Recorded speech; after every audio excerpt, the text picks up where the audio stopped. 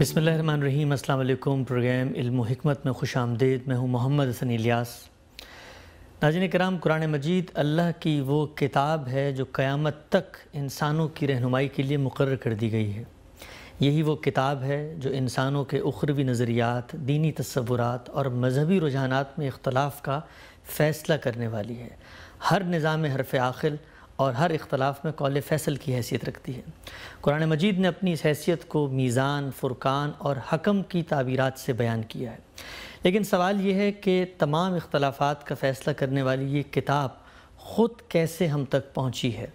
کیا اس کی جمع اور نقل کے اندر ہمارا یہ عقیدہ اور ایمان ہے کہ اس کو اللہ تعالیٰ نے محفوظ کیا تھا، یا آج کے دور میں ایک جدید پڑھے لکھا انسان علم اور عقل کی بنیاد پر دنیا کو یہ بتا سکتا ہے کہ یہ کتاب پوری قطعیت اور حفاظت سے ہم تک پہنچی ہے؟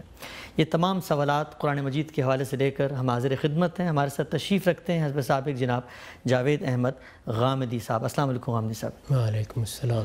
ہم سب بہت شکریہ آپ کے وقت کا۔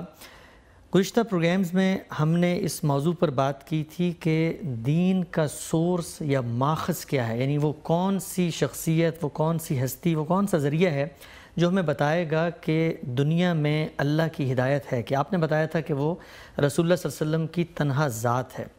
میرا سوال آج آپ سے یہ ہے، پہلا سوال اس موضوع سے متعلق، کہ جب ہم یہ مان لیتے ہیں کہ رسالت مآب صلی اللہ علیہ وسلم کی یہ حیثیت ہے کہ آپ نے ہمیں دین دینا ہے، تو اب آپ نے جب دین دینا شروع کیا تو وہ کس ذریعے سے، کس چیز کے ذریعے ہمیں انہوں نے دین دیا؟ وہ ہے تفصیل ذرا اس کی بتائیے۔ یہ ہم بڑی تفصیل سے بحث کر کے دیکھ چکے ہیں کہ ہمارے اور ہمارے پروردگار کے درمیان جو ہستی اس وقت کھڑی ہے اور قیامت تک جس کو یہ منصب عطا کیا گیا ہے، وہ محمد الرسول اللہ صلی اللہ علیہ وسلم کی ہستی ہے۔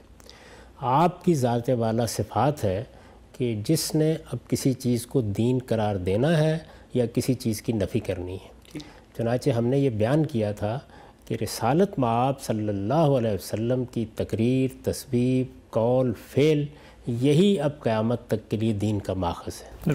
یعنی آپ جب دین دیں گے تو یا قول سے دیں گے یا فعل سے دیں گے یا کسی چیز کی تصویب کر دیں گے، یعنی کسی چیز کو سینکشن دے دیں گے۔ تصویب کا مطلب یہ ہے اس کو صحیح قرار دے دینا۔ یہ بعض اوقات کسی چیز کو جب آپ کے سامنے کی جائے تو خاموش رہ کر بھی قرار دے دیا جاتا ہے، یہ سینکشن حاصل ہوتی ہے، تو اس کو تقریر و تصویب سے اصطلاح میں تعبیر کیا جاتا ہے۔ تقریر کا مطلب ہے کسی چیز کو برقرار رکھنا، اور تصویب کا مطلب یہ ہے صحیح قرار دے دینا۔ تو تقریر، تصویب، قول، فعل، جس ذریعے سے بھی آپ دین قرار دے دیں گے وہ دین قرار پائے گا، قیامت تک دین قرار پائے گا۔ دین کی سند وہی ہے، اس کے سوا کوئی چیز بھی دین کی حیثیت سے نہیں پیش کی جا سکتی۔ میں بات کروں، کوئی عالم بات کرے، کوئی فقیہ بات کرے، کوئی متکلم بات کرے، جب وہ کہے گا یہ دین ہے تو اس کو بتانا پڑے گا کہ محمد الرسول اللہ صلی اللہ علیہ وسلم نے اس کو دین کی حیثیت سے دیا ہے یا نہیں دیا۔ ٹھیک، یہ بنیادی بات ہے۔ اب ظاہر ہے کہ محمد الرسول اللہ صلی اللہ علیہ وسلم نے جب یہ دین دینا شروع کیا تو یہ کس طرح دیا؟ تو ہم یہ دیکھتے ہیں کہ یہ دو طریقوں سے دیا گیا۔ یعنی ایک آپ نے یہ بتایا کہ مجھ پر اللہ کی کتاب نازل کرنے کا فیصلہ کیا گیا ہے۔ قرآن مجید نے جگہ جگہ اس بات کا ذکر کیا ہے کہ ہم جب پیغمبر بھیجتے ہیں تو ان کا اصلی کام تو یہ ہوتا ہے کہ وہ مبشرین و منذرین، یعنی وہ لوگوں کو بشارت دیتے ہیں، انذار کرتے ہیں، لیکن اس کے ساتھ انزل معہم الکتاب، ان کے ساتھ ہم کتابیں بھی نازل کر دیتے ہیں۔ یہ کتابیں کس لیے نازل کرتے ہیں؟ لیحکم بین الناس فی، تاکہ وہ لوگوں کے اختلافات کا فیصلہ کرنے کے لیے ایک دستاویز کی حیثیت اختیار کر لیں، اس کی طرف رجوع کیا جا سکے۔ تو رسالت مآب صلی اللہ علیہ وسلم کو جب نبوت کے منصب پر فائز کیا گیا تو اس کے ساتھ ہی یہ فیصلہ کر لیا گیا کہ اب آپ پر اللہ کی آخری کتاب بھی نازل ہوگی۔ ٹھیک، وہ کتاب قرآن مجید ہے۔ تو پہلی صورت جس میں وہ دین ہمیں ملنا شروع ہوا، یعنی مصدر کون ہے، منبع کون ہے، کہاں سے چیز صادر ہو رہی ہے، وہ محمد الرسول اللہ صلی اللہ علیہ وسلم کی ذات والا صفات ہے۔ لیکن آپ سے کیا چیز ہمیں مل رہی ہے؟ اس وقت صحابہ کرام جو آپ پر ایمان لا رہے ہیں ان تک یہ دین کیسے پہنچ رہا ہے؟ تو ایک تو وہ قرآن کی صورت میں پہنچ رہا ہے جس کو اللہ کی کتاب کی حیثیت سے آپ پیش کر رہے ہیں۔ چنانچہ قرآن مجید نے جگہ جگہ یہ بات بیان کی ہے کہ یتلو علیہم آیاتہ، یعنی اللہ کی آیات آپ پر نازل کی جاتی، صورتیں آپ پر نازل کی جاتی، آپ ان کو پڑھ کر سناتے۔ چنانچہ قرآن مجید کس طرح سے ملا اس کی بھی تفصیلات ہیں، یعنی رسالت مآب صلی اللہ علیہ وسلم کو کس طرح سے ملا یہ بتایا گیا ہے کہ اللہ تعالیٰ کے پیغمبروں کے ساتھ بات کرنے کے کئی طریقے ہوتے ہیں، لیکن قرآن کے لیے یہ فیصلہ کیا گیا کہ اسے اللہ تعالیٰ کے طرف سے جبریل امین لے کر آئیں گے۔ جبریل امین کا تعارف کرایا گیا ہے کہ وہ کوئی معمولی شخصیت نہیں ہے، وہ عند ذی العرش مکین ہے، وہ مطاع ثم امین ہے، بڑی غیر معمولی ہستی ہیں، وہ ملائے اعلیٰ میں ان کا بہت بڑا مقام ہے اور وہاں ان کو ایک سردار کی حیثیت حاصل ہے۔ ان کے ذریعے سے یہ کتاب رسالت مآب صلی اللہ علیہ وسلم کے قلب مطہر پر نازل ہوتی ہے، یعنی آپ کے دل پر اس کا نزول کون کرتا ہے؟ جبریل امین۔ جبریل امین کو کہاں سے ملتی ہے؟ اللہ تعالیٰ سے، اور اللہ تعالیٰ کے کلام کی حیثیت سے ملتی ہے، یعنی یہ محض کوئی مفہوم نہیں ہے، محض کوئی مدعا نہیں ہے جس کو میں یا آپ یا جبریل امین یا محمد الرسول اللہ صلی اللہ علیہ وسلم الفاظ کا جامہ پہنا دیتے ہیں۔ یہ اللہ تعالیٰ کا کلام ہے، اور اللہ تعالیٰ کے کلام کے طور پر یہ جبریل امین کو دیا جاتا ہے، وہاں سے محمد الرسول اللہ کو منتقل کر دیا جاتا ہے۔ محمد الرسول اللہ صلی اللہ علیہ وسلم اس منصب پر فائز ہیں کہ وہ اسے لوگوں کو پڑھ کر سنائیں۔ اس میں دونوں پہلو قرآن نے واضح کیے ہیں کہ ایک پہلو تو یہ ہے کہ دعوت پیش کرنی ہے، جس کو آپ انذار کہتے ہیں، خبردار کرنا ہے اپنی قوم کو، وہ قریش ہوں، وہ اہل کتاب ہوں، ان سب کے بارے میں یہی بتایا گیا کہ ذکر بالقرآن من یخاف وعید، آپ اسی قرآن کو دعوت کا ذریعہ بنائیں گے، اس کے ذریعے سے تذکیر کریں گے، یہ پیش کریں گے، یہ پڑھ کے سنائیں گے، اور یہ قرآن نذیر للعالمین ہے، اسی نے انذار کرنا ہے۔ لِأُنذِرَكُمْ بِهِ وَمَنْ بَلَغَ، یعنی آپ کو حکم دیا گیا کہ آپ یہ کہیں کہ میں اس قرآن کے ذریعے سے تمہیں انذار کروں گا، انذرکم بہی، اس قرآن کے ذریعے سے۔ تو یہ قرآن مجید انذار کی کتاب کے طور پر آیا، اور ظاہر ہے کہ کیا لے کے آیا؟ ہدایت لے کے آیا۔ تو اللہ تعالیٰ کی ہدایت، جس کو ہم اسلام کہتے ہیں، دین کہتے ہیں، اللہ کا پیغام کہتے ہیں، وہ اس کتاب کے ذریعے سے لوگوں تک پہنچنا شروع ہوا۔ ایک یہ معاملہ ہو گیا۔ دوسری چیز کیا تھی؟ دوسری چیز یہ تھی کہ رسالت مآب صلی اللہ علیہ وسلم بنی اسماعیل میں پیدا ہوئے۔ بنی اسماعیل کے ہاں دین کی روایت پہلے سے موجود تھی۔ بنی اسماعیل کون ہے؟ وہ سیدنا ابراہیم علیہ السلام کی اولاد۔ ٹھیک، اسماعیل سیدنا ابراہیم علیہ السلام کے بیٹے ہیں، بڑے بیٹے ہیں۔ انہی کے ذمے یہ کام لگایا گیا تھا کہ وہ بیت اللہ کی تولیت کریں گے۔ چنانچہ سورہ بقرہ میں پوری تاریخ سنا کے بتایا گیا ہے کہ ہمارے حکم کے مطابق یہ گھر بنایا گیا، بیت اللہ کی تعمیر کی گئی۔ اس کی تعمیر نو کے بعد ہم نے یہ فیصلہ کیا کہ اب یہ دونوں باپ بیٹا اس گھر کی ذمہ داریاں سنبھالیں گے، اس کے لیے اسماعیل کو یہاں آباد کیا جائے گا، اور پھر ہمیشہ ہمیشہ کے لیے طے کر دیا گیا کہ یہ توحید کا مرکز ہے، یہ مسجد حرام ہے، اور اس حرمت والی مسجد میں لوگوں کو طواف کرنا ہے، اعتکاف کرنا ہے، قیام کرنا ہے، رکوع و سجود کرنا ہے، اس کو شرک کی ہر غلاظت سے پاک رکھا جائے گا۔ یہ روایت دین کی قائم کر کے سیدنا ابراہیم علیہ السلام دنیا سے رخصت ہوئے۔ سیدنا اسماعیل علیہ السلام کے ہاتھ پر وہ پوری قوم ایمان لے آئی جو وہاں موجود تھی، اور اس طرح ایک بڑی دینی روایت قائم ہوئی۔ قریش اس دینی روایت ہی کے علم کو ہدایت کی گئی قرآن ابراہیم حنیفہ۔ یہ جو طریقے کی روایت موجود ہے، جو دین حنیف ہے، جو پوری یکسوئی کے ساتھ ابراہیم کے توحید پر قائم رہنے کی وجہ سے ان کو ملا ہے، آپ اس کو لوگوں میں عام کر دیں، اس کی پیروی کریں۔ اسی طرح سے آپ کو یہ بات بھی بتا دی گئی کہ یہ کوئی نیا دین نہیں ہے جو آپ کو دیا گیا ہے، چنانچہ تمام انبیاء علیہ السلام کا نام لے کے قرآن میں بتایا گیا فَبِهُدَاهُمْ اقْتَدِیٰ، ان کی ہدایت کی آپ پیروی کریں۔ تو جب آپ کو یہ حکم دیا گیا تو اب ظاہر بات ہے کہ جو پہلے سے روایت موجود تھی اس کو آپ نے اپنے صحابہ میں جاری کرنا شروع کر دیا۔ نماز پڑھی جا رہی تھی، اس میں جو ضروری اصلاح کرنا تھی وہ کر دی اور وہ جاری ہو گئی۔ روزے کا یہی معاملہ ہوا، یہی صورتحال حج و عمرہ کی ہوئی، یہی قربانی کی عبادت کی ہوئی۔ اسی طرح جو عام رسوم و آداب ہیں جن کا مسلمان اہتمام کرتے ہیں وہ بھی اسی طریقے سے جاری ہو گئے، معاشرت کی چیزیں بھی ایسے ہی جاری ہو گئیں، جانوروں کے بارے میں جو حلت حرمت کے قوانین تھے وہ بھی پہلے سے معروف تھے، وہ بھی جاری کر دیے گئے۔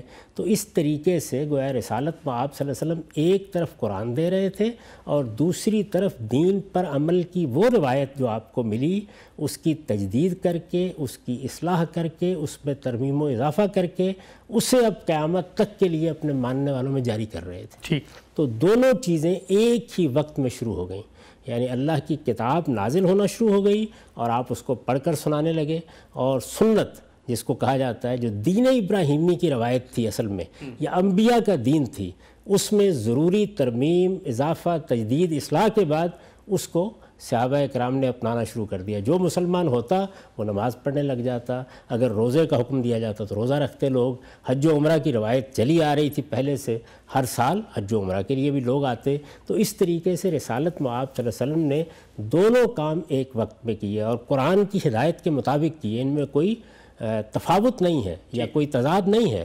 اللہ تعالیٰ ہی نے قرآن مجید میں یہ حکم دیا کہ آپ ملت ابراہیمی کی پیروی کریں گے اور اس کو جاری کر دیں گے۔ تو دونوں چیزیں ایک ہی وقت میں جاری ہو گئیں۔ اس لیے جب ہم سے یہ پوچھا جائے گا کہ یہ دین ہم کو محمد الرسول اللہ صلی اللہ علیہ وسلم سے کس طرح ملا، تو ہم کہیں گے دو صورتوں میں ملا، قرآن اور سنت۔ ٹھیک ہے ہم سب۔ اچھا، سب سے پہلے ہم قرآن مجید کو لیتے ہیں اور اس سے متعلق جتنے بھی سوالات ایک عام مسلمان کے ذہن میں آتے ہیں، ظاہری بات ہے ہم یہ مانتے ہیں کہ قرآن کی صورت میں ملا، سنت کی صورت میں ملا، لیکن قرآن ہے کیا، ہم تک کیسے پہنچا؟ سب سے پہلا سوال اس حوالے سے میں آپ سے پوچھنا چاہوں گا کہ ہمارے عام طور پہ کہا جاتا ہے کہ رسول اللہ صلی اللہ علیہ وسلم امی تھے، اور امی کی یہ تعریف کی جاتی ہے کہ جو پڑھنا لکھنا نہیں جانتا۔ تو سوال میرا آپ سے یہ ہے کہ کتاب اگر کسی کو دی جاتی، مطلب آج اگر ہم جدید ذہن کے لوگوں کے سامنے یہ تصور لے کے جائیں کہ ہمارے ایک پیغمبر ہیں، ان کو اللہ نے ایک کتاب دی ہے لیکن وہ امی تھے، تو پہلا سوال یہ ہوتا ہے کہ ایک کتاب ایک ایسی ہستی کو کیسے دی جا سکتی ہے کہ جو یہ جانتے نہیں ہیں کہ یہ لکھا ہوا کیا ہے، یا جو اس کو پڑھنا نہیں جانتے؟ تو اس کی کیا حقیقت ہے، یہاں سے ذرا بتائیے گا۔ لکھنا اور پڑھنا ایک فن ہے، اللہ کا دین اس کا محتاج نہیں ہے۔ اچھا، چنانچہ قرآن مجید جبریل امین نے پڑھ کر سنایا، جبریل امین کو بھی یہ اسی طرح سے ملا، اللہ تعالیٰ کے کلام کی حیثیت سے ملا۔ اللہ کے کلام کو جبریل امین نے سنا، یہ ان کے سینے میں محفوظ ہوا، انہوں نے آ کے رسالت میں آپ صلی اللہ علیہ وسلم کو اسے پڑھ کے سنایا، اور اللہ تعالیٰ نے اطمینان دلا دیا کہ آپ اس کے بارے میں فکر مند نہ ہوں، ہم یہ یاد کرائیں گے آپ کو۔ چنانچہ آپ نے پورا کا پورا قرآن صحابہ کرام کو، اور صحابہ کرام سے پہلے جن لوگوں کو قرآن مخاطب کر رہا تھا، یعنی مشرکین عرب تھے یا اہل کتاب تھے، ان کو ہمیشہ پڑھ کر سنایا، زبانی پڑھ کر سنایا۔ یہی طریقہ اختیار کیا گیا۔ اب ظاہر ہے کہ آپ کے مخاطبین میں جو لوگ آپ پر ایمان لائے، ان میں سے وہ لوگ بھی تھے کہ جو لکھنا جانتے تھے، وہ لوگ بھی تھے کہ جو لکھنا نہیں جانتے تھے۔ عرب میں بہت زیادہ لوگ پڑھے لکھے نہیں تھے، تو اس زمانے کے لحاظ سے جو لوگ لکھنا جانتے تھے انہوں نے اپنے ہاں اس کو لکھنا شروع کر دیا، اور جو لوگ لکھنا نہیں جانتے تھے انہوں نے زبانی یاد کرنا شروع کر دیا۔ تو قرآن مجید کے پہلے دن سے ہی یہ روایت قائم ہو گئی کہ لکھنے والے اس کو لکھیں گے اور یاد کرنے والے اس کو یاد کریں گے۔ تو رسالت میں آپ صلی اللہ علیہ وسلم کو یہ احتیاج نہیں تھی کہ آپ اس کو باقاعدہ طریقے سے لکھیں پھر اپنے پاس محفوظ کریں، یہ آپ کے سینے میں محفوظ کیا گیا۔ جبریل امین نے بھی اسی طرح اس کو پڑھ کر سنایا، یہ ہمیشہ اسی طرح نازل ہوا، اور جب یہ نازل ہوتا تھا تو رسالت میں آپ صلی اللہ علیہ وسلم اس کو دوسروں کو پڑھ کے سناتے تھے۔ پوری صورتیں آپ نے پڑھ کے سنائیں، پھر یہ نمازوں میں پڑھا جانے لگا، اور اس طرح مسلمانوں کے اندر ایک شائع و زائع کتاب کی حیثیت اختیار کر گیا۔ ٹھیک۔ اچھا ہم صاحب، جب رسالت میں آپ صلی اللہ علیہ وسلم پہ یہ قرآن نازل ہونا شروع ہوا، ہم یہ جانتے ہیں کہ یہ ایک بڑا لمبا عرصہ ہے جس میں تھوڑا تھوڑا کر کے قرآن نازل ہوتا تھا، تو اس کی کیفیت کیا تھی؟ یعنی رسول اللہ صلی اللہ علیہ وسلم اپنے حجرے میں ہیں، اپنے گھر میں ہیں، مسجد حرام میں ہیں، ان کو یہ محسوس ہوتا تھا کہ اللہ تعالیٰ کی طرف سے انہیں یہ الہام ہو رہا ہے، وحی کا نزول ہو رہا ہے، اور پھر وہ ان کے ذہن میں یاد ہو جاتا تھا؟ پھر وہ کیا لوگوں میں جاتے تھے، مجموع میں جاتے تھے، یا اپنے گھر والوں میں جاتے تھے، ان کو کہتے تھے کہ آج مجھے یہ حصہ بتایا گیا ہے، اور وہ پڑھ کے سنا دیتے تھے اور پھر کہتے تھے یہاں میری بات ختم، یہاں سے اللہ کا کلام شروع؟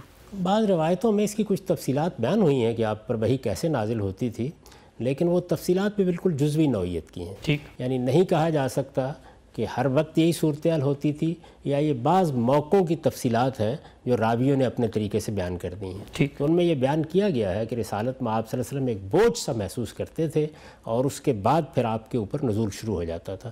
صاف معلوم ہوتا ہے کہ اس موقع پر آپ کی تمام توجہات کے ارتکاز کے لیے یہ ظاہری حواس بند کر دیے جاتے تھے. اچھا. تو اس کے بعد وہ آپ کے قلب کے اوپر نازل ہوتا تھا. اس کی پوری کیفیت ہم نہیں جانتے، اس کو جاننے کی کوئی ضرورت بھی نہیں ہے، لیکن رسالت میں آپ صلی اللہ علیہ وسلم جس وقت وہ وصول کر لیتے تھے، یعنی آپ تک پہنچ جاتا تھا، تو پھر آپ اس کو پڑھ کر سناتے تھے. اپنے ماننے والوں کو بھی پڑھ کر سناتے تھے، اپنے مخاطبین کو بھی پڑھ کر سناتے تھے، کبھی حرم میں کھڑے ہو کے پڑھ کے سناتے تھے، کبھی کوئی دعوت کر کے لوگوں کو پڑھ کے سناتے تھے، کبھی ملنے والوں کو پڑھ کر سناتے تھے، کبھی ان کے پاس جا کے پڑھ کے سناتے تھے. صحابہ کرام کی زبانوں پر وہ جاری ہو جاتا تھا، وہ بھی آگے اپنے اعزاء اقربا دوست اور احباب کو یہ پڑھ کے سناتے تھے.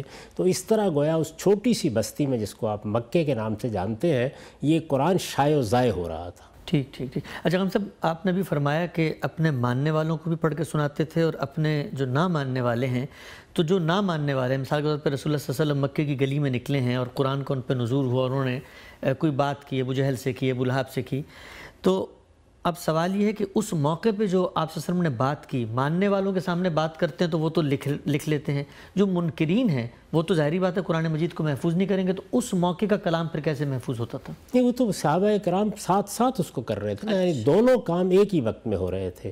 وہ اتمام حجت کے لیے، انذار کے لیے، بشارت کے لیے پڑھ کر سنایا جا رہا تھا، اور اس میں اس کے مخاطبین کون تھے؟ کبھی قریش مکہ، کبھی اہل کتاب. ان کو خطاب کر کے قرآن مجید میں پوری صورتیں انہیں سنائی جا رہی تھیں. دوسری جانب پہلے ہی دن سے رسالت میں آپ صلی اللہ علیہ وسلم پر جو لوگ ایمان لے آئے وہ اس کو محفوظ کر رہے تھے. ٹھیک. یعنی یہ کام تو ظاہر ہے انہی لوگوں کو کرنا تھا جو اس کو اللہ کی کتاب مان رہے تھے، اس پر ایمان لانے کے بعد اس کو حرز جاں بنانا چاہتے تھے. ان میں اگر کوئی پڑھا لکھا تھا تو وہ اس کو لکھ رہا تھا، اور اگر کوئی پڑھنا نہیں جانتا تھا تو عربوں میں یہ عام طریقہ تھا، وہ یاد کر لیتے تھے، پھر وہ یاد کر کے اس کو آگے سنانا شروع کر دیتے تھے. اس طرح صرف یہی نہیں کہ رسالت میں آپ صلی اللہ علیہ وسلم کو جا کے سنانا پڑتا تھا، صحابہ کرام میں جو لوگ ایمان لا رہے تھے ان کی رشتہ داریاں تھیں، ان کے تعلقات تھے، ان کی دوستیاں تھیں، ایک چھوٹی سی بستی میں وہ رہتے تھے. تو ہر آدمی اپنی یہ ذمہ داری سمجھتا تھا کہ جہاں جہاں پر بھی لوگوں کو وہ یہ دعوت پہنچا سکتا ہے پہنچائے. طریقہ یہ مقرر کر دیا گیا تھا کہ قرآن پڑھ کے سنایا جائے گا. جب یہ دعوت عام ہونا شروع ہوئی تو رسالت میں آپ صلی اللہ علیہ وسلم کے پاس لوگ آنا شروع ہو گئے. پھر انذار عام کا حکم دیا گیا تو آپ نے جا کے حرم میں یا ان مجالس میں قرآن پڑھ کے سنایا جن میں قریش کے لوگ جمع ہوتے تھے یا سننے کے لیے تیار ہوتے تھے. اسی طریقے سے کبھی بالواسطہ کبھی بلا واسطہ یہ قرآن مجید لوگوں تک پہنچتا رہا. لیکن جن لوگوں نے ایمان قبول کیا ان کے لیے تو یہ اس وقت دنیا کی سب سے بڑی دولت تھی. ٹھیک. تو اس لیے وہ اور کوئی کام کیا کرتے، سب سے بڑا کام ہی ان کے لیے یہ تھا کہ وہ اس کتاب کو محفوظ کریں.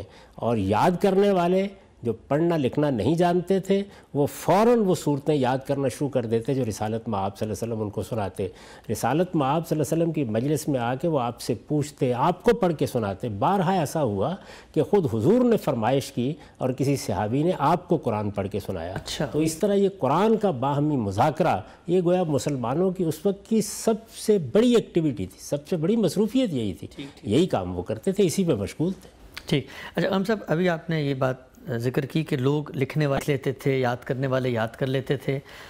ہم یہ دیکھتے ہیں جو تاریخ کی کتابیں ہمارے سامنے ہیں، کہا یہ جاتا ہے کہ اس زمانے میں لوگ ہڈیوں پہ لکھتے تھے، چمڑوں پہ لکھتے تھے، پتوں پہ لکھتے تھے، درختوں کی چھال پہ لکھتے تھے. تو یہ جو لکھنے کا عمل تھا، یہ چلیں یاد کرنا تو ایک طرف ہے، آدمی یاد کر لیتا ہے اور یاد کر کے اس نے سنا دیا، لیکن یاد کی ہوئی چیز کو جب ویریفائی کیا جائے گا تو اب ہڈیاں کتنی ہوں گی لوگوں کے پاس، چمڑے پتے کتنے ہوں گے. تو ایسا کیوں نہیں ہوا کہ ایک کوئی مرتب نسخہ رسول اللہ صلی اللہ علیہ وسلم کی زیر نگرانی ترتیب پاتا، تیار ہوتا، اور وہ نسخہ ہوتا، کسی کے پاس لکڑی پہ لکھا ہوا ہے تو وہ بھی جا کے اس میں ویریفائی کر لیتا. تو دو سوالات ہیں میرے آپ سے. پہلا یہ کہ کیا اس زمانے میں کاغذ قلم موجود تھا؟ کیا یہ بات ٹھیک ہے کہ ہڈی چمڑے اور چھالوں پہ لکھا جاتا تھا؟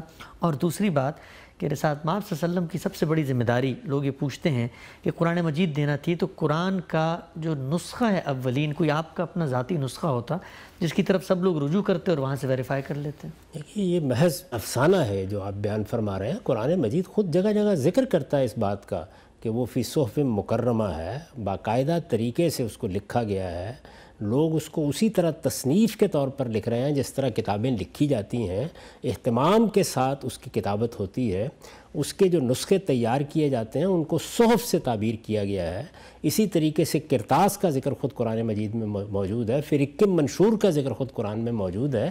کاغذ موجود تھا، ظاہر ہے کہ وہ آج کی طرح کا کاغذ نہیں تھا، اس میں چمڑے سے بھی اور اسی طرح سے اور بہت سے اجزاء سے کاغذ بنایا جاتا تھا، کاغذ موجود تھا، اسی پر اس کو لکھا جاتا تھا اور لوگ لکھتے تھے۔ یہ الگ بات ہے کہ کسی کے پاس کسی موقع کے اوپر کوئی کاغذ باقاعدہ طور پر نہیں ہے، اس لیے کہ اس افراد کے ساتھ تو کاغذ میسر نہیں ہوتا تھا، تو اس نے اپنے طور پر کوئی آیت کسی ہڈی کے اوپر لکھ لی یا چمڑے کے کسی ٹکڑے کے اوپر لکھ لی یا کسی اور چیز کے اوپر لکھ لی، تو یہ انفرادی واقعات ہے۔ بحیثیت مجموعی باقاعدہ مصحف تیار کیے جا رہے تھے، وہ ہر آدمی تیار کر رہا تھا، اس کے لیے کوئی ایک نسخہ کیوں ترتیب دیا جاتا؟ یعنی کوئی ایک نسخہ ترتیب دیا جاتا تو یہ بہت بڑا حادثہ ہو جاتا، کہاں تلاش کرتے اس کو، کون حفاظت کرتا اس کی؟ لوگ اگر کہیں وہ پڑا ہوا ہوتا، حملے ہو گئے اور بے شمار مواقع آئے تو اس کو آپ ضائع کر بیٹھتے۔ یہ تو وہی حال ہو جاتا کہ جو پہلے تورات کے ساتھ ہوا، یعنی جس وقت ہیکل پہ حملہ ہوا تو تورات کے سب نسخے لے جائے گئے وہاں سے، تو یہ تو ہر شخص کے پاس موجود تھا، یعنی ہر مسلمان نے، کسی نے 2 سورتیں، کسی نے 10 سورتیں، کسی نے 20 سورتیں، کسی نے پورا قرآن، ہر ایک نے اپنی استعداد کے مطابق اگر وہ لکھنا جانتا تو لکھا، اگر لکھنا نہیں جانتا تھا تو دوسرے لوگوں سے لکھوایا اس کو، اور یہ روایت قائم ہوئی۔ یہ بالکل غلط کہانی ہے جو لوگوں کو سنا دی گئی ہے۔ قرآن مجید بالکل ہی مختلف طریقے سے منتقل ہوا ہے، اور اگر آپ غور کر کے دیکھیں تو اس وقت بھی یہی ہو رہا ہے، لکھنے والے لکھ رہے ہیں، چھاپنے والے چھاپ رہے ہیں، جو لوگ یاد کر سکتے ہیں یاد کر رہے ہیں۔ یعنی اس وقت جو صورتحال ہے، آپ اندازہ کریں 14-15 صدیوں کے بعد جب مسلمان انحطاط میں مبتلا ہو چکے ہوئے ہیں، اس وقت بھی قرآن مجید کی منتقلی کا یہی معاملہ ہے۔ چھاپا خانہ آیا تو چھپنا شروع ہو گیا، یعنی اس کے بعد کیا ہوا؟ جب چھاپا خانہ آیا تو کیا کسی ایک نسخے کا اہتمام کیا گیا؟ جہاں جہاں ممکن تھا اس کی اشاعت ہونا شروع ہو گئی۔ عثمانیوں نے بھی کی، سب سے پہلے شاہ فؤاد نے کی، شاہ فاروق کے زمانے میں چھپنا شروع ہو گیا، اور بہت سے دوسرے جو مسلمانوں کے حکمران تھے انہوں نے اہتمام کرنا شروع کر دیا، جو عام لوگ تھے انہوں نے بھی اشاعت میں دلچسپی لی۔ اس وقت بھی اگر آپ دیکھیں تو دنیا بھر میں قرآن مجید اسی طرح سے شائع و ضائع ہے۔ لوگ جس زمانے تک چھاپا خانہ ایجاد نہیں ہوا تھا تو آپ جانتے ہیں کہ بادشاہ تک اس کو لکھتے تھے، یعنی سعادت سمجھتے تھے اپنی، جو باقاعدہ کاتب تھے وہ بھی اپنے اپنے نسخے تیار کرتے تھے۔ اسی طرح سے عام لوگ بھی یہ کوشش کرتے تھے کہ وہ اپنے طور پر اپنے لیے قرآن مجید کا لکھ کر ایک نسخہ تیار کر لیں۔ ایسے لوگ موجود تھے، ان کی باقاعدہ داستانیں آپ کے پاس کتابوں میں موجود ہیں کہ جن کی زندگی کا مقصد ہی یہ تھا کہ وہ قرآن مجید آپ کو لکھ کے دیتے تھے، آپ کو ضرورت ہے آپ کو لکھ دیں گے، کسی اور نے کہا اس کو لکھ دیں گے۔ تو اس طریقے سے قرآن مجید بالکل فطری ذرائع سے شائع و ضائع ہوا ہے، یعنی جن لوگوں تک یہ کتاب آئی، جن کو سب سے پہلے اس نے مخاطب کیا وہ صحابہ کرام ہیں، اور صحابہ کرام کے بارے میں آپ یہ کیسے تصور کرتے ہیں؟ اپنے آپ کو ان کی جگہ رکھ کے دیکھیں کہ رسالت میں آپ صلی اللہ علیہ وسلم موجود ہے، پہلی بار قرآن نازل ہو رہا ہے، اور وہ اس قرآن سے اتنا نہ برتیں، ان میں یاد کرنے والے اسے یاد نہ کریں، لکھنے والے اسے لکھنے کے لیے تیار نہ ہوں۔ ہر آدمی کی یہ سب سے بڑی خواہش ہوتی تھی کہ اللہ کی کتاب کو وہ جتنا یاد کر سکتا ہے یاد کرے اور جتنا لکھ سکتا ہے لکھے۔ تو اس طرح قرآن مجید کے لیے یہ کوئی اہتمام کرنے کی کبھی ضرورت پیش نہیں آئی کہ کوئی ایک نسخہ تیار کروایا جائے، یہ چیز تو بڑے فتنے کا باعث بن جاتی۔ قرآن مجید کے اس طریقے سے منتقل ہونے کا یہ نتیجہ ہوا کہ کسی تحریف، کسی تبدیلی، کسی تغیر کی گنجائش ہی نہیں رہی، ہر آدمی کے پاس موجود ہے۔ اتنی بڑی تعداد میں مصائف کا آپ کو تاریخ میں ذکر کرتا ہے، وہ لوگوں نے اپنے طور پر تیار کر لیے تھے۔ ٹھیک، اچھا ہم صاحب آپ نے فرمایا کہ صحابہ کرام کے پاس اپنے اپنے مرتب نسخے بھی تھے، تو میرا سوال یہ ہے کہ کیا ہمیں تاریخی ریکارڈ سے جو ہسٹری ہمیں ملتی ہے اس میں کوئی ذکر ملتا ہے کہ مثلا سیدنا ابو ہریرہ کا کوئی اپنا نسخہ ہے، یا سیدنا معاذ بن جبل کا اپنا کوئی نسخہ ہے، سیدنا ابوبکر کا بھی اپنا کوئی نسخہ ہے؟ یہ ہسٹری اس بات کو کیا ویریفائی کرتی؟ دیکھیے میں آپ سے گزارش کروں، اس کے اندر بھی، اس سوال کے اندر بھی وہی چیز یا وہی تصور کار فرما ہے، وہ ایک نسخہ رسول اللہ نے مرتب کرایا، اس کی ضرورت ہی نہیں تھی۔ اچھا کیا کوئی 4 نسخے تھے کہ یہ کہا جائے کہ معاذ بن جبل کے پاس بھی نسخہ تھا، اور سیدنا عمر کے پاس بھی نسخہ تھا، اور سیدنا عثمان کے پاس بھی نسخہ تھا؟ بھائی ہر ایک کے پاس تھا، ہر آدمی کسی نہ کسی درجے میں قرآن مجید کو محفوظ کر رہا تھا. یعنی میں نے آپ سے عرض کیا کہ ہر لکھنے والے کی یہ سب سے بڑی خواہش تھی. مجھے یہ بتائیں کہ آپ اگر لکھنا جانتے ہوتے اور اس وقت رسالت میں آپ صلی اللہ علیہ وسلم پر ایمان لاتے اور قرآن مجید آپ کو پڑھ کے سنایا جاتا تو آپ اپنے قلم کو کس لیے استعمال کرتے؟ قرآن لکھنے کے لیے. یہ بالکل خلاف فطرت باتیں ہیں جتنی بھی کی جا رہی ہیں. قرآن مجید بڑے غیر معمولی طریقے سے شائع و ضائع ہوا ہے. یعنی رسالت میں آپ صلی اللہ علیہ وسلم اس کو پڑھ کے سناتے ہیں تو آپ یوں سمجھیے کہ اس طرح بارش ہوئی اور ہر ایک نے، ہر سیپی نے منہ کھولا ہوا ہے، ہر صدف اس کے لیے منتظر ہے کہ یہ قطرہ نیسا میرے اندر آئے. تو اللہ تعالیٰ کی یہ برکت، رحمت، یہ اس کی رحمت کی بارش جب ہوتی تھی تو ہر آدمی اپنی جھولی لے کے بیٹھا ہوا ہوتا تھا کہ یہ میرے ہاں آئے، میں اس کو اپنے دامن میں سمیٹ لوں. تو اس لیے صحابہ کرام کا قرآن مجید سے غیر معمولی تعلق تھا. وہ اس کا مذاکرہ کرتے تھے، پڑھ کے سناتے تھے، وہی ان کی زندگی تھی، وہی ان کی دعوت تھی. اس لیے یہ تو سوال ہی بالکل بے معنی ہے. ہر آدمی کے پاس کچھ نہ کچھ نسخہ موجود تھا، کچھ لکھا ہوا موجود تھا، اور جو لکھ نہیں سکتا تھا اس نے یاد کیا ہوا تھا قرآن مجید، جتنا یاد کر سکتا تھا. کسی نے 10 صورتیں، کسی نے 20 صورتیں، کسی نے پورے کی پوری کتاب. سب لوگ اسی طریقے سے اس کو شائع و ضائع کر رہے تھے، اور اسی طرح سے مسلمانوں کے اندر وہ ایک روایت کے طور پر پڑھا بھی جا رہا تھا، بچوں کی تعلیم کا اہتمام بھی ہو رہا تھا. یہ ساری چیزیں تاریخ کے اوراق میں ثبت ہیں اور بالکل فطری طریقے سے ایسے ہی اب بھی ہوتا ہے. اس وقت بھی اگر آپ غور کر کے دیکھیں تو ہمارے ہاں وہ لوگ جو دین سے دلچسپی نہیں رکھتے ہوتے، کوئی دینی کام کرنے کے لیے تیار نہیں ہوتے، کبھی مسجد کا منہ نہیں دیکھا ہوتا، وہ بھی یہ کوشش کرتے ہیں کہ بچے کو ایک قاری صاحب کے ذریعے سے قرآن ضرور پڑھوا دیا جائے. یہ اس دور کا معاملہ ہے. تو آپ یہ کیسے تصور کرتے ہیں کہ وہاں کوئی 4-5 نسخے ہوں گے؟ اس سوال کے پیچھے وہی بات ہے کہ وہ ایک نسخہ یا 2 نسخے یا 3 نسخے یوں ہے ہی نہیں ہے. یعنی رسالت میں آپ صلی اللہ علیہ وسلم جو نعمت ان کو دے رہے ہیں، اللہ تعالیٰ کی کتاب، اس کو وہ لپک کر لے رہے ہیں اور اپنی استعداد کے مطابق، صلاحیت کے مطابق ہر آدمی اس کو اخذ کر رہا ہے اور ہر آدمی محفوظ کر رہا ہے. یعنی کوئی چند صورتیں کر رہا ہے، کوئی پوری کتاب کر رہا ہے، کوئی اس کو حفظ کر کے کر رہا ہے، کوئی لکھ کے کر رہا ہے. اور اس طرح یہ بے شمار مصاحف تھے جو صحابہ کرام میں شائع و ضائع ہو چکے ہوئے تھے. یعنی قرآن مجید مصحف کی حیثیت سے لوگوں کے درمیان زیر بحث آتا ہے، وہ اس کا حوالہ دیتے ہیں. یہ ساری تاریخ جتنی بھی ہے وہ ہماری مسلمہ تاریخ ہے. تو قرآن کو کبھی اس کی ضرورت ہی نہیں پڑی کہ اس کا ایک نسخہ ترتیب کر کے رکھا جائے. یہ تو میری آپ کی ضرورتیں رہی ہیں کہ کوئی ایک کتاب ہے، لکھی ہے، کسی کاتب سے لکھوائیں، اس کو کہیں رکھیں، کہیں محفوظ کریں، اس کا کوئی مخطوطہ ہو، کل کو کسی کو میسر آ جائے. یہ اللہ کی کتاب تھی، ان لوگوں کو دی گئی جو اس کتاب کو سب سے بڑھ کر آگے بڑھ کر لینے والے تھے، اس پر ایمان لائے تھے، اس کے لیے تکلیفیں سہ رہے تھے. ان کے لیے سب سے بڑی دولت یہی تھی. تو وہ اس کو کیا پھینک دیتے؟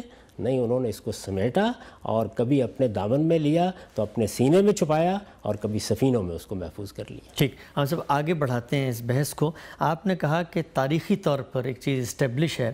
ہم جب قرآن کی نقل اور قرآن مجید کی جو جمع کے حوالے سے تاریخی سورسز کا مطالعہ کرتے ہیں، اور ایک عام مسلمان، آپ دیکھیں ہمارے اسلامیات کی جو کتاب ہے ہم نے جس وقت پڑھا اس میں، اور پھر اس کے بعد آگے بڑھ کے علماء کی کتابیں پڑھی، تو ہسٹری میں جو بات بیان کی جاتی ہے ان کتابوں میں جو لکھی ہے وہ تو یہ ہے کہ سیدنا عثمان رضی اللہ تعالیٰ عنہ وہ پہلے شخص تھے کہ جنہوں نے باقاعدہ قرآن مجید کو مرتب شکل میں، کتابی صورت میں، حکومتی سطح پر ریاست کے وسائل اور طاقت اور اس کے اختیارات سے مرتب کروایا.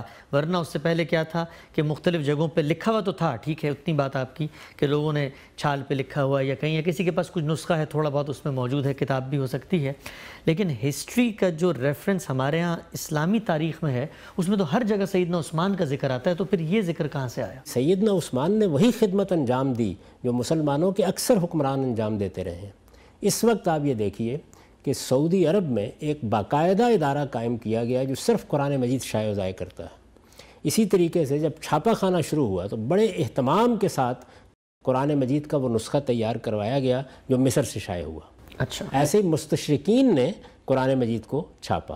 تو قرآن مجید کے شیوع کے لیے، اس کو عام کرنے کے لیے جس طرح میں کوشش کر سکتا ہوں، آپ کر سکتے ہیں، حکمران بھی ایسی کوشش کرتے رہے. تو قرآن مجید کے نسخے تیار کرائے جاتے ہیں، مختلف جگہوں پر بھیجے جاتے جس طرح اب ہم کرتے ہیں. یعنی سعودی حکومت جب ایک بڑا ادارہ قائم کر کے نسخے چھاپتی ہے، یا اور بہت سی حکومتیں، ہم نے ملائیشیا میں دیکھا ایک باقاعدہ ادارہ قائم ہے، ترکی میں ایک باقاعدہ ادارہ قائم ہے. یہ کس لیے قائم کیے جاتے ہیں؟ قرآن مجید کا کوئی نیا نسخہ ترتیب دینے کے لیے کیے جاتے ہیں. یہ اصل میں قرآن مجید کے شائع و ضائع کرنے کی خدمت ہے جو انجام دی جاتی ہے. یہ خدمت سیدنا عمر نے بھی کی. یہ خدمت سیدنا عثمان نے بھی کی. سیدنا عثمان نے بہت بڑے پیمانے پر کی, اور اگر کسی جگہ پہ لوگ اپنے ذاتی نسخوں میں کوئی اختلاف کر رہے تھے تو اس کو بھی دور کرنے کی صحیح کی. آپ یہ دیکھیے خود ہمارے ہوا ہماری موجودہ تاریخ میں ذوالفقار علی بھٹو صاحب پاکستان کے وزیر اعظم تھے. مولانا کوثر نیازی نے ان کو توجہ دلائی کہ قرآن مجید جو چھاپے جا رہے ہیں, ظاہر مختلف کمپنیاں یا آزاد ادارے یا یوں کہیے کہ پرائیویٹ ادارے ان کو شائع کر رہے ہیں, اس میں بہت جگہوں کے اوپر بے احتیاطی کی وجہ سے غلطیاں ہو جاتی ہیں. اچھا. تو خود قرآن مجید کی اشاعت کے لیے ایک باقاعدہ قانون بنایا گیا. اب پاکستان میں اسی قانون کے مطابق چھاپا جاتا ہے. اس میں طے کیا گیا کہ کس طرح مہر لگائی جائے گی, کیسے ایک قاری اس کی تصویب کرے گا. یہ سارا پروسیس ہے جو اس وقت ہمارے یہاں قانون میں طے ہے. تو اس کا کیا مطلب ہے کہ ذوالفقار علی بھٹو صاحب کی حکومت قرآن مجید کا کوئی نسخہ تیار کروا رہی ہے؟ پہلے سے موجود قرآن مجید ہے جس کی اشاعت کا اہتمام کیا جا رہا ہے. تو سیدنا عثمان نے بھی بالکل یہی کام کیا, بعد کے خلفاء بھی یہی کام کرتے رہے. یعنی آپ کو ہر دور میں اس کی نشانیاں مل جائیں گی کہ قرآن مجید کی اشاعت کے لیے, اس کی خدمت کے لیے حکمران بھی جو کچھ اپنا حصہ ڈال سکتے تھے وہ ڈالتے رہے. آج کے زمانے تک یہ صورتحال اسی طریقے سے جاری ہے. اب بھی آپ اگر غور کر کے دیکھیں تو بہت سی حکومتوں میں باقاعدہ ادارے قائم ہیں جو صرف قرآن کی اشاعت کا اہتمام کرتے ہیں. یہ اشاعت کا اہتمام ہے, نہ اس میں کوئی نسخہ ترتیب دیا جا رہا ہے, نہ قرآن مجید کا کوئی نسخہ ترتیب دینے کی ضرورت ہے. وہ لوگوں کے ہاتھوں میں موجود ہے, وہ لوگوں کے گھروں میں موجود ہے. وہ مصائف کی حیثیت سے لوگ ایک دوسرے کو دیتے ہیں, کاتب اس کو لکھ رہے ہیں, لکھنے والے بے شمار اب پیدا ہوتے چلے جا رہے ہیں. جس وقت آپ دیکھیں کہ سیدنا عثمان کے زمانے میں تو مدینے کی چھوٹی سی ریاست کوئی 200 کلومیٹر کے رقبے میں تو نہیں رہی, یعنی وہ محض جزیرہ نما عرب تک بھی محدود نہیں رہی. وہ تو اس سے نکلی اور وہ آسمانی وسعتوں تک پھیلتی چلی گئی. اس میں شام آ گیا, اس میں عراق آ گیا, بہت سے علاقے آ گئے. یہاں بے شمار پڑھے لکھے لوگ تھے. تو قرآن مجید کے لکھنے, قرآن مجید کو آگے شائع کرنے کا یہ اہتمام بڑی سرعت کے ساتھ اسی طرح ہوتا رہا جس طریقے سے آج کے زمانے میں ہوتا ہے. اس میں کوئی نیا معاملہ ہوا ہی نہیں. قرآن کو کبھی اس کی ضرورت نہیں رہی کہ اس کا کوئی نسخہ ترتیب دیا جائے. اس کو تو لوگوں نے اس طرح لیا ہے کہ گویا آسمان سے پھول برس رہے ہیں اور وہ اپنی جھولی میں لے رہے ہیں. ٹھیک ٹھیک ٹھیک. اچھا غلام صاحب, یہ آپ نے ذکر کیا تھا کہ لکھنے والے لکھ لے, یاد کرنے والے یاد کر لیتے ہیں. ہم یہ جانتے ہیں, آپ سے اس پر ہم مزید تفصیل بھی انشاءاللہ آنے والی نشستوں میں چاہیں گے. جو قرآن نازل ہونا شروع ہوا تو اس کی ایک الگ ترتیب تھی, اور اس کے بعد جب مرتب کروایا گیا تو اس کو توقیفی ترتیب کہا جاتا ہے. دوبارہ سے اس کی جو آیات ہیں, اس کی صورتیں ہیں, ان کو کہاں رکھنا ہے, یہ دوبارہ سے رسول اللہ صلی اللہ علیہ وسلم نے طے کیا. سوال میرا آپ سے یہ ہے کہ جب ہم عام طور پہ دیکھتے ہیں کوئی نظم اگر میں یاد کروں یا کسی صفحے کو میں حفظ کرنے کی کوشش کروں, ایک دفعہ جب میں وہ یاد کر لوں اور پھر آپ مجھے یہ کہیں کہ اس کی یہ لائن اوپر رکھ دو اور یہ شعر نیچے رکھ دو, تو میرا تو وہ جو پورا حافظہ ہے, وہ جو سسٹمیٹیکلی چیز کو محفوظ کر رہا ہوتا ہے, وہ تو تبدیل ہو جاتا ہے. تو جب قرآن کی ترتیب بدلی گئی تو پھر تو جن لوگوں نے یاد کیا تھا وہ تو پچھلی ترتیب پہ کیا تھا, انہوں نے کیسے ری ایڈجسٹ کیا؟ یہ بالکل ساتھ ساتھ ہو رہا تھا. دیکھیے پہلی بات تو یہ ہے کہ زیادہ تر صورتیں جس طرح نازل ہوئی ہیں اسی طرح ہمارے پاس موجود ہیں. اچھا. یہ بہت کم مقامات ہیں قرآن مجید کے کہ جن میں بعد میں نازل ہونے والے کسی حصے کو سورہ کا جز بنایا گیا ہے, یا کسی جگہ بعض چیزوں کی توضیح کی گئی ہے اور توضیح کی آیات وہاں رکھ دی گئی ہیں. یہ 15-20 مقامات ہیں کل. باقی سارا کا سارا قرآن جب نازل ہوتا تھا تو پوری سورہ یعنی ایک باقاعدہ خطبے کے طور پر پڑھ کے سنائی جاتی تھی. تو جن مقامات پر یہ کام ساتھ ساتھ ہوتا چلا گیا, ساتھ ہی ساتھ لوگ ان کو اپنے ہاں بھی اسی ترتیب میں لاتے چلے گئے. یہ بھی ساتھ ساتھ کام ہو رہا تھا. پھر یہ اہتمام کرنا شروع کر دیا گیا کہ قرآن مجید پڑھا جائے گا, پورا کا پورا نمازوں میں پڑھا جائے گا. رسالت مآب صلی اللہ علیہ وسلم کے بارے میں اگر آپ کبھی تاریخ میں پڑھیں, پوری سورہ بقرہ جیسی سورہ آل عمران جیسی سورہ آپ نے پڑھی ہے نمازوں کے اندر. صحابہ کرام اس کو سنتے تھے. اسی طرح کا معاملہ صحابہ کرام کے ہاں بھی ہوتا تھا. قرآن مجید نے یہ بتایا ہے کہ تہجد کی نماز میں تو یہ پابندی تھی کہ قرآن پڑھا جائے گا زیادہ سے زیادہ, رتل القرآن ترتیلا, یہی حکم دیا گیا تھا. چنانچہ صحابہ کرام کو جتنا یاد ہوتا تھا وہ اس کی تصحیح کر کے اسی طرح پڑھتے تھے. حضور کی مجلس میں آتے تھے اور وہاں بھی آ کے پوچھتے تھے.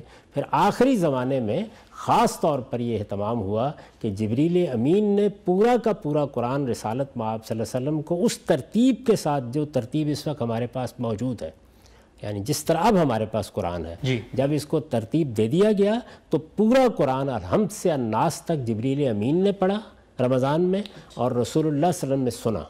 2 مرتبہ یہ معاملہ ہوا, اور رسول اللہ صلی اللہ علیہ وسلم نے پڑھا اور جبریل امین نے اس کو سنا. اکیلے تھے رسول اللہ؟ اس میں کچھ صحابہ بھی شریک ہوئے, ان کے نام بھی تاریخ میں مل جاتے ہیں.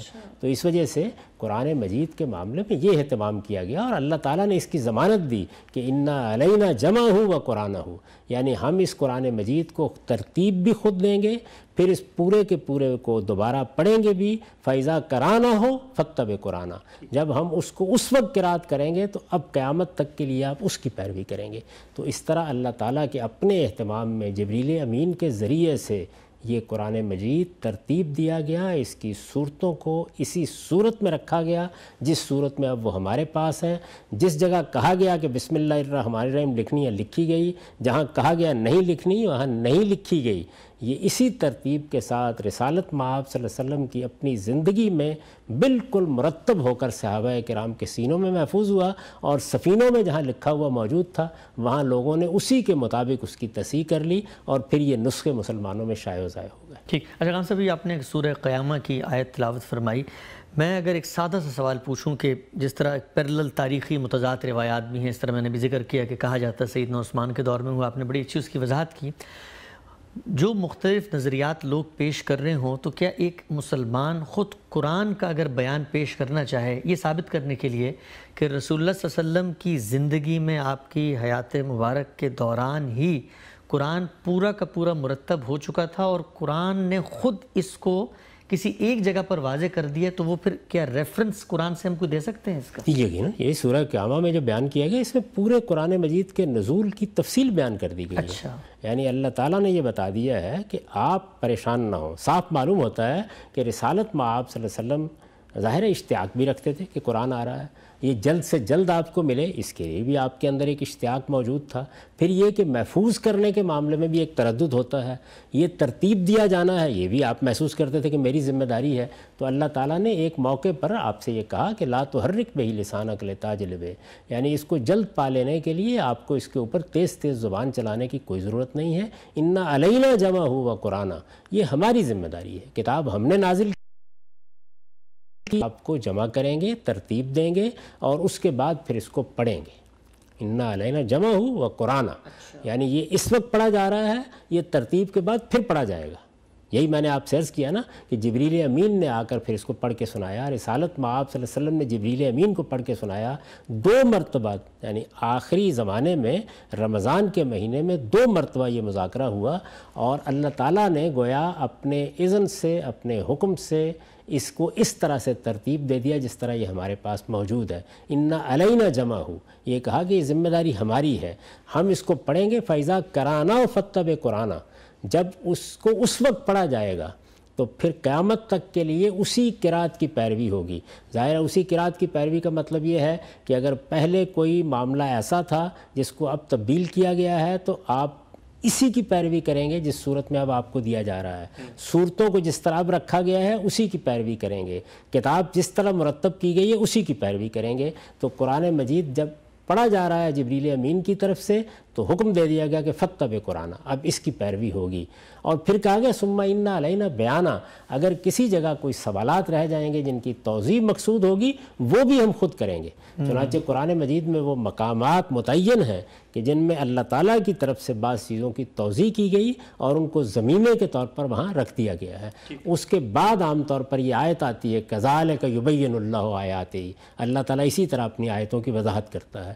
تو گویا اللہ تعالیٰ کی طرف سے بیان ہوا، اللہ تعالیٰ کی طرف سے ترتیب ہوئی، اللہ تعالیٰ کی طرف سے اس کی قرات ہوئی، اور رسالت مآب صلی اللہ علیہ وسلم کے صحابہ کو یہ اس طریقے سے منتقل کر دیا گیا۔ ٹھیک، اچھا خان صاحب، یہ جو قرآن مجید کی آیت ہے اور قرآن کا اتنا واضح بیان ہے کہ جس سے 2 اور 2 4 کی طرح یہ بات سامنے آتی ہے کہ رسالت مآب صلی اللہ علیہ وسلم کے عہد میں، بلکہ قرآن نے تو اس کو آپ کی سب سے بڑی ذمہ داری قرار دیا ہے اور کہا کہ اگر آپ یہ قرآن نہیں پہنچاتے فما بلغت رسالہ۔ آپ نے خود بھی اس نسخے کو دیکھا اپنے دورہ برمنگھم کے دوران، ایک نسخہ جو سامنے آیا برمنگھم کی لائبریری میں موجود ہے۔ سوال میرا آپ سے یہ ہے کہ یہ جو قرآن کا دعویٰ ہے کہ رسالت مآب صلی اللہ علیہ وسلم کی زندگی میں یہ کام ہوگا، یہ جو آج کے دور میں یہ نسخہ سامنے آیا، یہ اس دعوے کو، ظاہری بات ہے وہ تو محکم دعویٰ ہے لیکن ایک طرح سے سائنس کی دنیا میں ویریفائی بھی کرتا ہے؟ کوئی حیثیت نہیں اس کی، ہمارے لیے یہ بالکل بیمانی چیز ہے۔ اچھا، اس کی وجہ یہ ہے کہ قرآن مجید کبھی اس کا محتاج ہی نہیں رہا۔ لوگوں نے ذاتی طور پر کوئی نسخہ اگر فرض کر لیجئے کہ ترتیب دے کے رکھا ہوا ہے اور وہ آپ کو مل گیا کہیں سے تو بہت اچھی بات ہے، آپ اس پر خوش ہونا چاہتے ہیں ہو لیں۔ ہمارے ہاں یہ اجماع اور تواتر سے منتقل ہوا ہے. میں نے ابھی اس پر گفتگو نہیں کی کہ یہ منتقل کیسے ہوا ہے، لیکن میں پہلے عرض کر چکا ہوں اور پھر اس کو دہراتا ہوں کہ قرآن مجید کسی ایک نسخے کا محتاج ہی نہیں ہے. اس کے لیے یہ حیرت انگیز طریقہ اختیار کیا گیا ہے. اس کے لیے میں کوئی آپ کو ماضی کی بات نہیں سنا رہا، اس وقت دیکھیے کیا ہو رہا ہے. یعنی مسلمان کیا اس کو شائع نہیں کر رہے، کیا اس کو چھاپ نہیں رہے، کیا کاتب اس کو لکھ نہیں رہے، کیا یہ کمپیوٹر میں مرتب نہیں کیا جا رہا، کیا لوگ اس کو یاد نہیں کر رہے، کیا رمضان میں یہ سنایا نہیں جا رہا. ان میں سے کون سی چیز ہے کہ جو ایک دن کے لیے بھی معطل ہوئی ہے؟ یہ تو اس زمانے میں آپ معطل نہیں کر سکے. آپ ذرا دیکھیے نا کہ جو چیز بھی نئی پیدا ہوتی ہے، سب سے پہلے اگر مسلمان کسی چیز کو اس کے لیے استعمال کرتے ہیں تو وہ قرآن مجید کی حفاظت ہے. ٹھیک. کیا یہ آپ کے پاس اس وقت انٹرنیٹ میں جو حفاظت کے ذرائع ہیں ان میں محفوظ نہیں ہے؟ کیا یہ ہر شخص اب اپنے گھر میں بیٹھا ہوا ایک انگلی لگا کے سن نہیں سکتا؟ وہ ہر جگہ موجود ہے. جس طرح یہ کام اس وقت ہو رہا ہے، اس وقت کیا یہ کام کرنے کے لیے باقاعدہ کوئی کمیٹی بنائی گئی ہے؟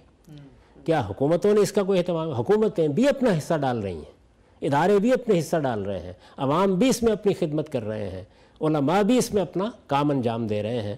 جس طریقے سے یہ اس وقت شائع و ضائع کیا جا رہا ہے، بالکل اسی طرح رسالت مآب صلی اللہ علیہ وسلم کے زمانے میں ہوا. ٹھیک. یہ جو نسخے عام طور پر لوگوں کے ہاں ہیں، اب مثال کے طور پر میں آپ سے عرض کرتا ہوں کہ آپ اگر نسخے اکٹھے کرنا شروع کریں تو اس زمانے میں مصر کا کوئی چھپا ہوا نسخہ نکالیں، ہو سکتا ہے کہ اس کے اندر کوئی کتابت کی غلطی ہو جاتی ہے. اکثر ہم نے کبھی کبھی دیکھا. نہیں، اس وقت دیکھیے ہم نے خود قرآن شائع کیا ہے، کتابت کی غلطی ہو جاتی ہے. اسی طریقے سے آپ کا حافظ، آپ کا قاری پڑھنے کے لیے کھڑا ہوتا ہے، وہاں بھی غلطی ہو جاتی ہے. تو آپ اس کو کیسے بنیاد بنا سکتے ہیں؟ ایک آدمی کا پڑھا ہوا، ایک آدمی کا لکھا ہوا بنیاد ہے؟ نہیں، اصل میں یوں ہے کہ جب وہ شائع ہوگا اور کہیں غلطی ہو جائے گی، ہزاروں لوگ اس کو بتانے کے لیے موجود ہوں گے کہ غلطی ہو گئی. اس کی فوراً تصحیح کرائی جاتی ہے. وہ چھاپنے والے ادارے فوری طور پر آپ کو مطلع کرتے ہیں کہ یہاں غلطی ہو گئی، یہاں یہ لفظ رہ گیا، آپ اس کو ٹھیک کر لیجئے، درست کر لیجئے. تو قرآن مجید کا معاملہ یہ ہے، وہ کسی نسخے پر منحصر ہی نہیں ہے. یعنی اگر اس وقت فرض کر لیجئے کہ مجھے قرآن مجید دیکھنا ہو تو میں شائع ہوا قرآن مجید لوں گا، سامنے رکھوں گا، ادنا تردد ہو جائے گا، 10 نسخے پکڑ لوں گا. وہ کوئی مصر کا چھپا ہوا ہوگا، کوئی ملیشیا کا چھپا ہوا ہوگا، کوئی سعودی عرب کا چھپا ہوا ہوگا، کوئی پاکستان کا چھپا ہوا ہوگا. ایک ایک چیز میں دیکھ سکتا ہوں اور اس کا تقابل کر سکتا ہوں. تو اس لیے اس طرح کے نسخے نکال کر قرآن مجید کی صحت کو ثابت کرنے کی قرآن کو کبھی ضرورت نہیں رہی. ٹھیک ٹھیک. یعنی یہ چیزیں ضمنی ہیں، لوگ اس سے خوش ہونا چاہتے ہیں ہو لیں. قرآن مجید ہمارے ہاں جس طریقے سے شائع و ضائع ہوا، میں نے آپ کو بتایا کہ وہ داستانی بالکل اور ہے، اور وہ خود قرآن مجید کا ایک غیر معمولی اعجاز ہے. یہ ہم اصل میں اپنی کتابوں کے بارے میں قیاس کرتے ہیں جن سے ہو سکتا ہے 2 لوگوں کو دلچسپی ہو، 3 لوگوں کو دلچسپی ہو، 1000 لوگوں کو بھی دلچسپی ہو. تو اتنی دلچسپی کسی کو نہیں ہوتی کہ وہ اس کو حرز جان بنا لیں. 2-4 لوگ آپ کو مل جائیں گے، کسی کو شیکسپیئر کا کوئی ڈرامہ پورا یاد ہوگا، ہو سکتا ہے کسی کو پیراڈائز لاسٹ پوری یاد ہو، ممکن ہے کہ علامہ اقبال کا کلام کسی کو پورا یاد ہو، ممکن ہے کوئی 10-20 غزلیں آپ کو دیوان غالب کی کوئی آدمی سنا دے. تو یہ 2 آدمی 4 آدمی مل جائیں گے. لیکن کیا قرآن مجید کے ساتھ بھی یہی معاملہ ہے؟ قرآن مجید کو آج بھی آپ کو ہزاروں لوگ سنا سکتے ہیں، 8-10 سال کے بچے آپ کو سنا دیتے ہیں پورا کا پورا قرآن مجید.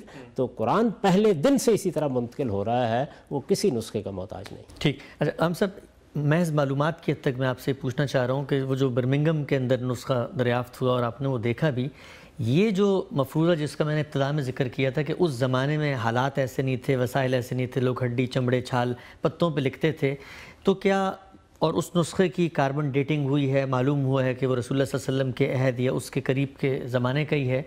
اس پہلو سے ذرا بتائیے کہ جب آپ نے اس کو دیکھا تو اس میں کاغذ، اس پہ لکھنے کا طریقہ، یعنی قلم موجود ہے، کاغذ موجود ہے، یہ جو ایک مفروضہ قائم کیا جاتا ہے اس کی تو نفی ہوتی ہے. روشنائی، قلم، کاغذ، تزئین سب کچھ ہوا ہوا ہے اس میں. اچھا. جس کا جی چاہے جا کے دیکھ لے.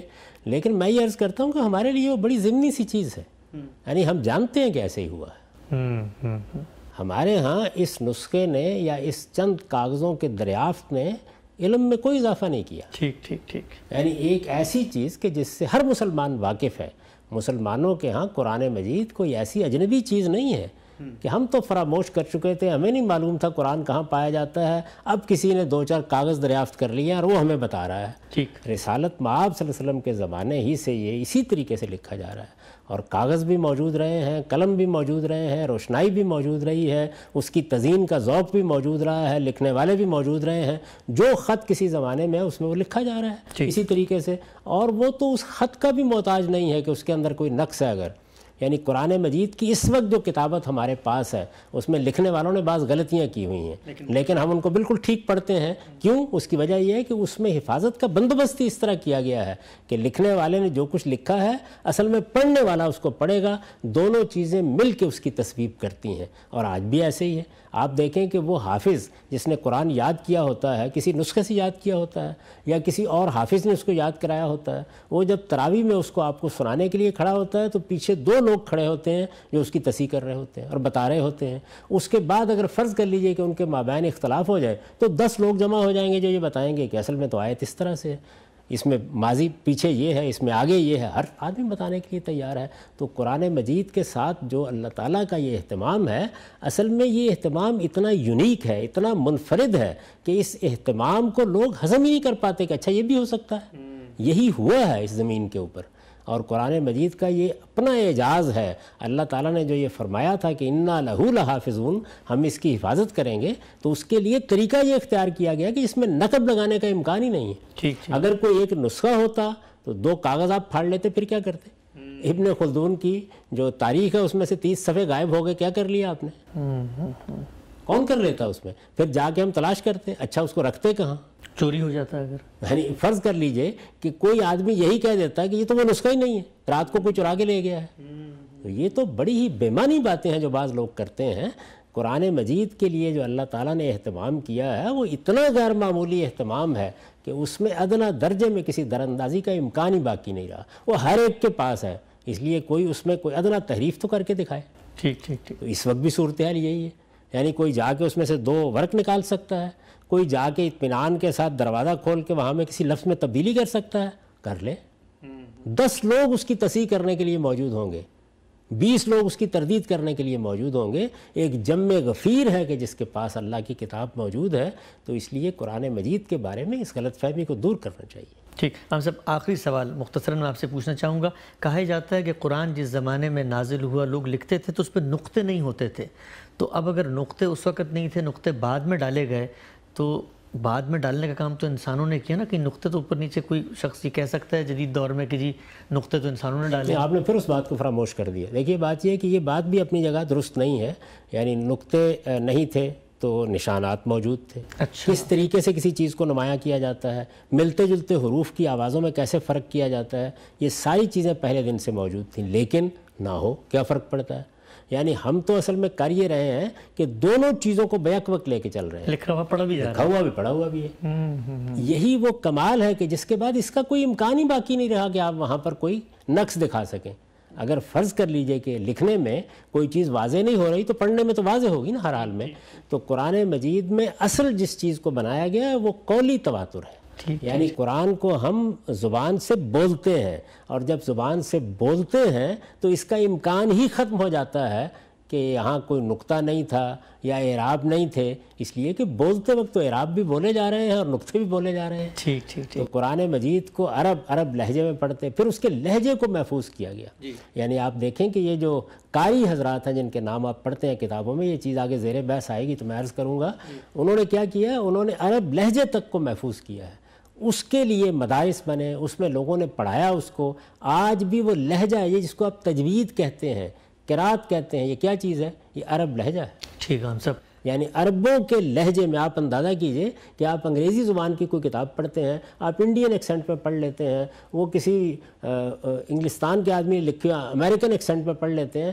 ہمارے ہاں قرآن مجید کو عرب لہجے میں جیسے عرب اس کو بولتے تھے یا پڑھتے تھے، اس کو پڑھنے کی اپنی جگہ ایک روایت قائم کر دی گئی ہے، وہ بھی سکھایا جاتا ہے۔ ٹھیک، ہم سب بہت بہت شکریہ۔ ہمارے پروگرام کا یہاں پہ وقت ختم ہوتا ہے۔ ناظرین، غامدی صاحب نے آج بہت تفصیل سے اور بڑے مفصل انداز میں یہ بتانے کی کوشش کی کہ قرآن مجید ہم تک جو پہنچا ہے اس کی کیفیت اور اس کا طریقہ، اجماع اور تواتر، یہ اگلی نشست میں زیر بحث آئے گا۔ لیکن رسالت مآب صلی اللہ علیہ وسلم سے جب اس کا صدور ہوتا تھا عرب کی اس معاشرت میں، اس وقت اس کو محفوظ کرنے، اس کو شائع و ظاہر کرنے کے لیے کیا اہتمام جو ہے وہ کیا گیا ہے۔